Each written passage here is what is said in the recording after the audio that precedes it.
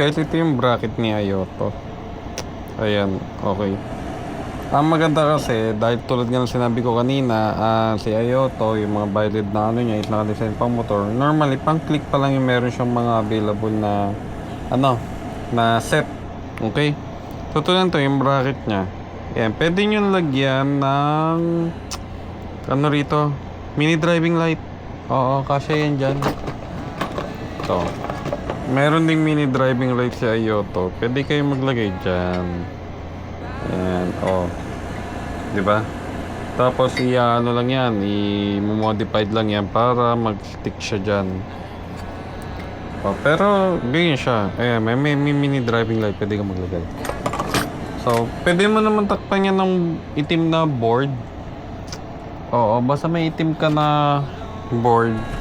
Pwede mo naman siya takpan kung wala kang ilalagay. Yan, magka-cut out ka lang. Yung ito parang mga PVC yung plastic na board. Huwag yung masyado makapal para madaling mahiwa. Pwede mo yung takpan. Modified mo, takpan mo yan. Pero, ayun siya. Di ba? So ngayon, kasya dyan yung violet. Isusuksok nyo lang dyan yung mga yan. So, ayan. Ganyan siya, tapos lalagyan nyo lang ng screw. Oh, dahil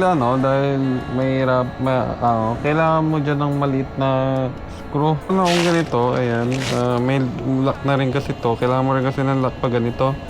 Kasi, pag ganito yung shroud nyo, guys, meron siyang, yung sa lock. So, kung ilalagay nyo yan dyan, sa ilalim nyo lalagyan ng screw. Ito na yung magiging lock niya. Ayan o, kung mapapansin nyo, pag pinasok nyo yan dyan, so, masasara yan, masisil siya, kasi ito na yung magiging lock nyo. Okay? Yung mga ganito naman na crystal, shroud, wala siya. So, ipupwersa mo nga lang yan papasok. Dahil, ito yung gagamitin natin, kailangan natin ng mga ganito. Chill lang mahaba, diba? Ayan, nasakto, nakasya sa violet is itong M3. M3 yung size ng bolt, guys. Oo. Kasi, pag bumili ka ng violet, walang bolt yan. Oo. Kailangan mag-provide din M3 yung size. So, yun guys, nakabit na natin siya. Ayan, silipan na rin natin. So, ganyan siya. So, ayun. Reminder lang pala sa mga bracket na mabibili natin. Mostly ng mga store is walang nut. Kasi, dahil nga Ayoto gamit natin, meron siyang ito yung automatic leveling. Para yung pagtaas, pagbaba niya, yung bugay niya, na-adjust natin automatically. Kasi pag manually, baklas ulit tayo ng lenses, balik na naman, mahirap masyado, di ba? Masyadong matrabaho. Pag may ganito na, hindi na kailangan baklasin, di ba? So in short, kailangan natin ng ganitong nut. Okay. Itong nut ba to? Bolts. Ito yung tsura niya. Ang size nito guys is M6 to. Ang kunin nyo yung 6 by 10 mm lang. Maigli lang. Kasi sobrang igli lang kailangan mo dyan. Ganito kasi guys yung stock. Ayan. Kung titignan mo mabuti, masyadong hindi siya naka-design kasi for violet. So in short, pag nilagay natin to, nakita nyo, tumatama. Kita ba?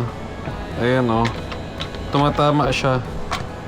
So, ayan wala. Side siya talaga. So, ayun guys, yung stock, hindi siya talaga advisable for stock. Kasi, kaya may tinatawag tayong retrofit na kaya napapamahal minsan yung mga violet projector kasi nire-retrofit.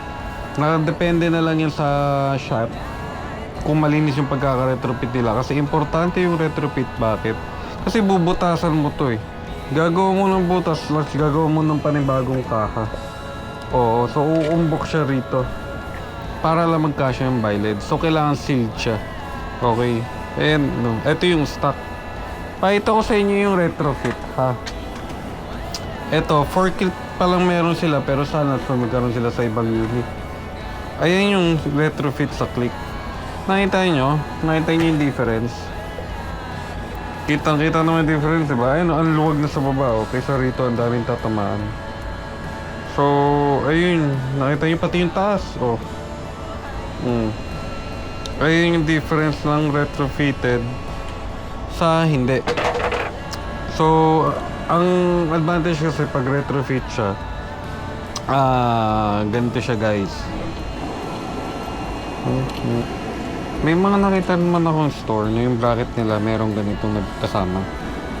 Ito siya, guys, to. Kita nyo, nakapasok siya dyan. Ayan. So, nakapasok siya dyan.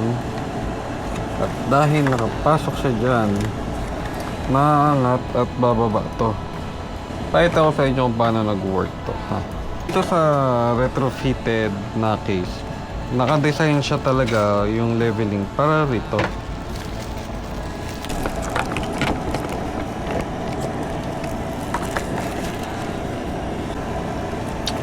Ayan yung pinakalock niya. Tapos ito, dito yan.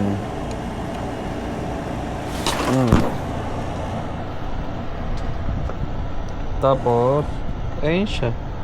8. Kailangan mo ng 8, guys. Ito i-adjust siya. Ikot mo yan. Tapos habang iniikot mo siya. Okay. So, ganyan siya, guys. Ito yung pinaka ano niya. Control. Papasok natin to rito. Aba, kakat ko na muna to.